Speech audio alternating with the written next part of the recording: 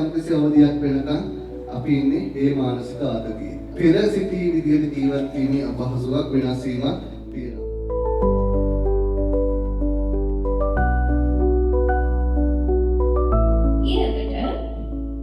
වාඩි වෙන විදිය. දැන් මෙතනත් ඉන්න ඔබලා ගොඩක් අය වැරදි වාඩිලා යන විදිය ඔය විදිහට වාඩිලා හිටියම තමයි කොන්දේ අමාරු ඇති වෙන්නේ. ඔය සමස්ත මාස කාල සීමාව තුළම බබාගේ වර්ධනය අඩු වැඩි ආකාරව සිද්ධ වෙනවා. මම තිස්සමාරාම ප්‍රදේශයේ ඉඳලා තමයි මාතර අපේ මේ ආසිර හොස්පිටල් එකට පැමිණියේ. මගේ නම අමිල සංජීව. මගේ බිරිඳ තිල්නි නුවන්තිකා. ඉතින් ඇයගේ පළවෙනි දරු ප්‍රසූතිය ඒ වෙනින් අපි හොඳම ස්ථානයක් විදිහට අපි ආසිරි හොස්පිටල් එක තෝරගෙන දුර බැහැර ප්‍රදේශයේ අපේ වෙහෙසකර තත්ත්වය නොබලා අපේ දරුවා වෙනුවෙන් අපේ දරු පැටිය වෙනුවෙන් අපි සාධාරණයක් කරන්න ඕනේ. මොකද දැනට තියෙන ප්‍රශ්න අපි තේරුම්ගෙන තියෙන්නේ. මොකද ගොඩක් පරිශන කරා ඉතින් අපේ දරුවා කොතනද අපි ගෙනියන්න ඕනේ කියලා. ඉතින් අවුරුදු 10කට පස්සේ තමයි අපි දරුවෙක් බිහි කරන්නේ.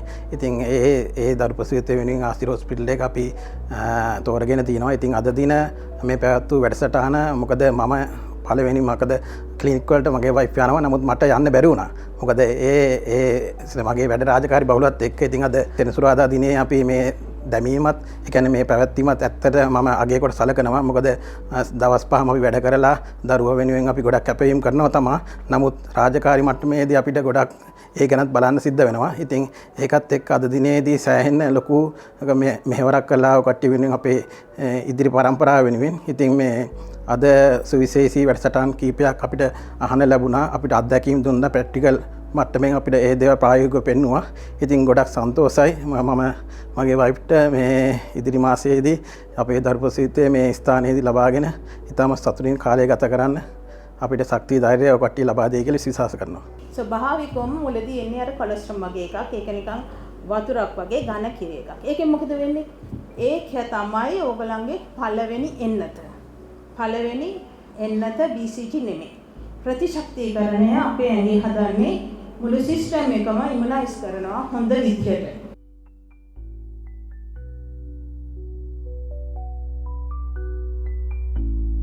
සාමාන්‍යයෙන් කුඩා දරුවෙක් ඉපදෙලා දවස් 2ක් ඇතුළත ශ්‍රවණ පරීක්ෂණයක් කියන එකක් දැන් කරන්න පුළුවන්.